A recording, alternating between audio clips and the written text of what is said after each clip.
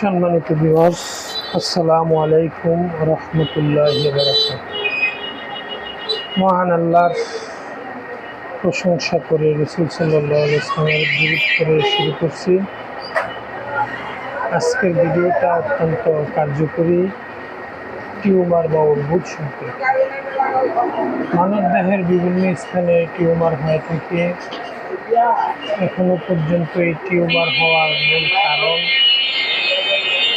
জানা যায়নি। তবে অনেক ক্ষেত্রে আঘাতের কারণে টিউমার হয়ে থাকে, তবে শুধু এই কারণেই টিউমার হয় এরকম নয়। টিউমারের হোমিওপ্যাথিক অনেকগুলো মেডিসিন আছে। এর ভিতরে ব্যারাইটাকার্ব একটি মেডিসিন, যা খর্ব-আকৃতির লোক, যাদের বুদ্ধিশুদ্ধি একটু কম, মাথা মোটা, তাদের ক্ষেত্রে ব্যারাইটাকার্ব মেডিসিনটা ভালো কাজ করে। যদি টিউমারটা নরম তুলতুলে হয় তাহলে অবশ্যই আপনি ব্যারাইটাকার্ব দেবেন। তারপরে আছে আমাদের ক্যালকেরিয়া-কার্ব একটি মেডিসিন। এই মেডিসিনটি ক্যালকেরিয়া-কার্ব মেডিসিনটি স্থূলকায়, মেদপূর্ণ, থলথলে মাংস সম্ভবত রোগীদের ক্ষেত্রে ভালো কাজ করে। যাদের মাথার ঘামে বালিশ ভিজে যায়, অল্পতেই ঠান্ডা লাগে, যারা ডিম খাবার খুব ইচ্ছা পোষণ করে, মোটা রোগী, তাদের ক্ষেত্রে আপনি ক্যালকেরিয়া-কার্ব মেডিসিনটি ব্যবহার করতে পারেন।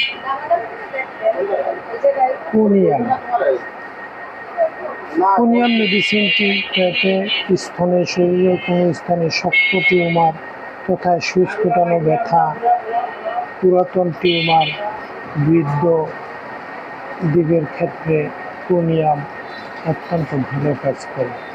যাদের প্রস্রাবে বিভিন্ন রকম সমস্যা আছে, তাদের টিউমারের ক্ষেত্রে আপনি কোনিয়াম ব্যবহার করতে পারেন।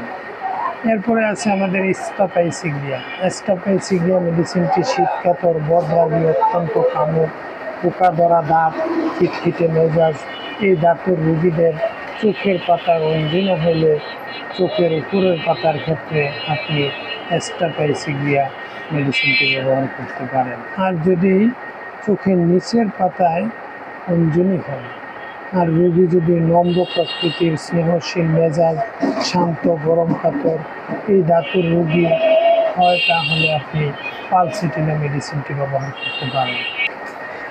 গ্রাফাইটিস একটি মেডিসিন। এই মেডিসিনের ক্ষেত্রে শীতকাতর, কুষ্ঠবদ্ধতার ধাতুর রোগীর ক্ষেত্রে ভালো কাজ করে।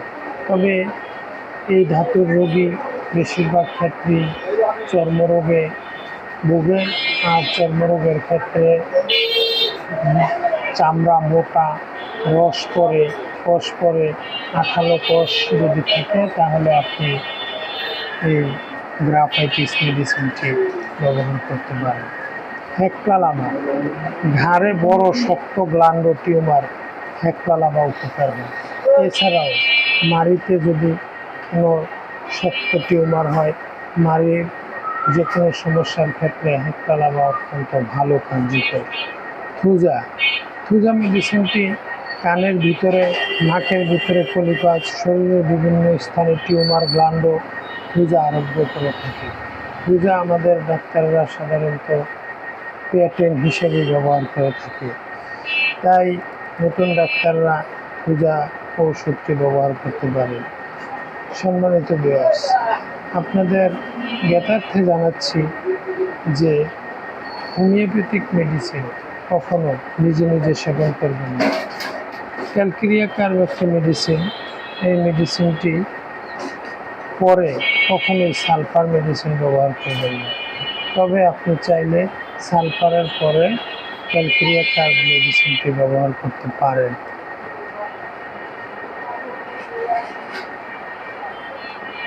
সম্মানিত ভিউয়ার্স, আপনাদের জ্ঞাতার্থে জানাচ্ছি ক্যালকেরিয়া ফ্লো, শরীরের কোনো স্থানে পাথরের মতো শক্ত টিউমার হলে বায়োটনিক ক্যালকেরিয়া ফ্লোর মেডিসিনটি ব্যবহার করতে পারেন।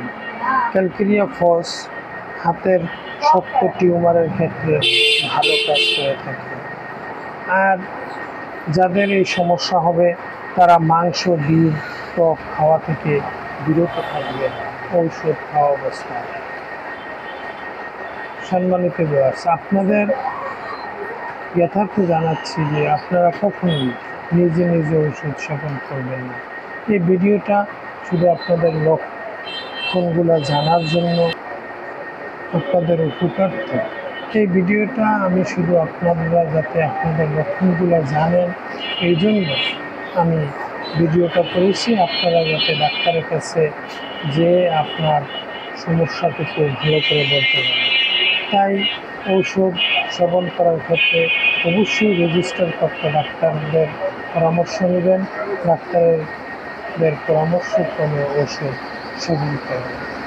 আর আপনাদের কাছে একটা কথা বলি ভাই, আমি অত্যন্ত ব্যস্ত মানুষ, তারপরেও শুধু আপনাদের কল্যাণে, মানুষের কল্যাণের জন্য এই ভিডিওটা অত্যন্ত ব্যস্ততার মাঝেও করি। যদি আপনি ভিডিওটাতে কোনো উপকৃত হয়ে থাকেন তাহলে আমার চ্যানেলটিকে সাবস্ক্রাইব করবেন, লাইক দিবেন, কমেন্টস করবেন। ধন্যবাদ, সকলে ভালো থাকুন। দেখা হবে অন্য আরেক